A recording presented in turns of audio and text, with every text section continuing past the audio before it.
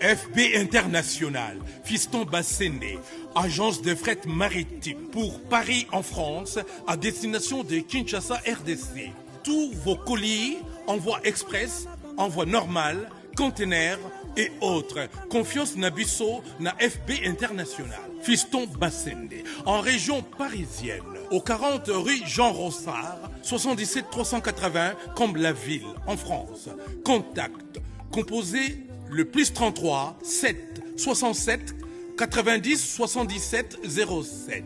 Et à Kinshasa RDC, votre contact au 72 avenue Maringa, commune de Kassavubu, référence à Sosa Chaba. Téléphone plus 243 89 89 11 402. Le fret maritime. Ezali Mosala ya FB International. Fiston Bassende. Allez vite, vite, mais alors très vite chez FB International. Fiston Bassende. Qui salue, qui salue.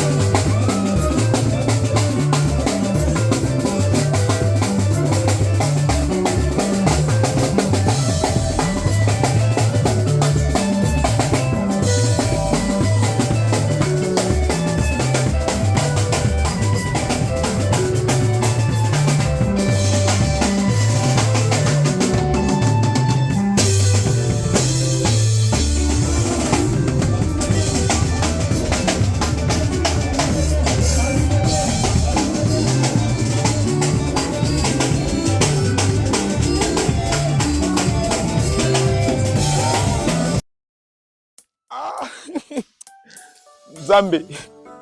Nasali mokilio nini? Nasali mokilio nini Nzambe na ngai? Na kimi Kinshasa makambu. Na yape awa na poto makambu. Ah Nzambe. Nazongi suna mboko yo biloko ekei. Bakoli ekei ngai bakoli na ngai siko na ozonga Kinshasa eloko nini Nzambe? Papa na ngai. Likamli da. Bakosi. Mais likamli bozolela yo mona nzela. Ozanga na mboko yo. Ah mais benga na zanga na mboko ya nga fina nga makambu na makambu. Nini lisusu dadi? Na yaki poto. Na kimi bapase Kinshasa. Bana poto basungi nga bakabeli nga babiloko ndenge na ndenge, ba congélateur, ba télévision, oyo basokolaka bilamba wana bakabeli ngai. Bamemi nga na agence moko balobi oche lelo ekomi lelo. Yaya na tiki biloko na benga na Kinshasa ekomi tokoma place balakisaki biso kuna agence yango ezalaka agence te lupango ya bato. Dadi. Na yape kozongela bango awa na kuti baza te. Soko yesika il faut se renseigner malamu po ba escroquer ote. Ah, au moins na France mobimba. Europe yo. Surtout na Île-de-France. Île-de-France. Agence ezakaka moko. Ah, Nzambe biloko ekei déjà. Solo kaka wana eza ba agence te. Agence eza moko ezali FB International. FB International. Donc toto ba FB International cela veut dire Fiston Basende. FB International Fiston Basende. Soko tie biloko na FB International. Yebaka yango soko tie biloko na yo lala pongisa na mutema kokita. Pourquoi? Parce que okozwa biloko no ya kokoka. Biloko nyonso basoka eloko moko te ya mutu. Soko te dadi ba escroquer yo FB International yango awa. Siko biloko esekei atolakisi nga FB International yango. Na suka wapi? Ah, Nzambe na ngai. Pourquoi makambo ezolanda yo? Biloko esekei tala erne komona FB International. Nzambe na ngai. Mutuka na cheki ekei ngai. Komi tungisa mate. Malasima bako escroquer soute. Omoni FB International. Yango sa ramassage yango moko. Kati tomona biloko ekei deja na komona FB International na beta. Omoni FB International yango. Dadi ba escroquer pour rien. FB International les agences Oyasi.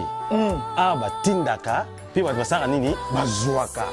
FB International ezakaka na Congo Kinshasa kaka te sikoyo ebakisi pe ba voyage ya Angola. OK. Lelo pe bato bazotia même espèce awa na France bato bazwi na Angola. Et bongo pona biso to pe ba nyonso baza pe na bongo aninga tinda. FB International aza agence oza na solution ya ba mabota pe ya mabia ya bato.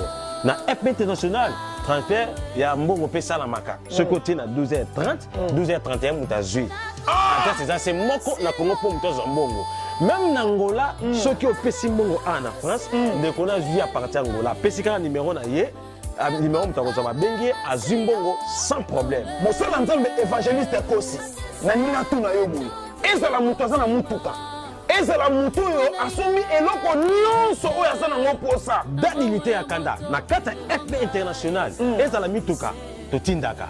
Ezala ba meuble biloko ndako totindaka. Osomona aba ngunguli. Bakoli ya ndenge na ndenge etinamaka. Ba cuisine électrique totindaka. Ba ya bana ekendaka.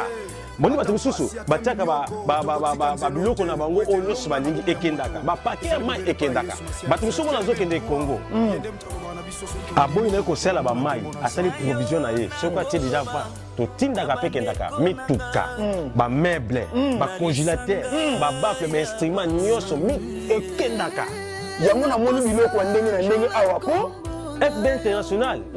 Nandimi na sali erreur kobanda lelo vina ngai kotinda biloko na Angola na Kinshasa na kobanda kosalela agence FB International kuna totindaka pe tozwaka epai ya Fiston Basende telemela FB International façon na kopakola ye akolapa